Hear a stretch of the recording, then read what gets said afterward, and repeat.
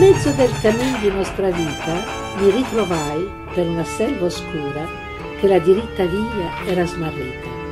Ah, questo a dir qual era e cosa dura, questa selva selvaggia e aspra e forte che nel pensier rinnova la paura, tanto è amara che poco e più dura.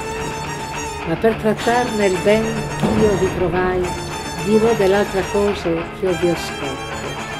Io non so ben ridire com'io tu entrai, tant'era pien di sonno il suo cor tutto, che la verace via abbandonai.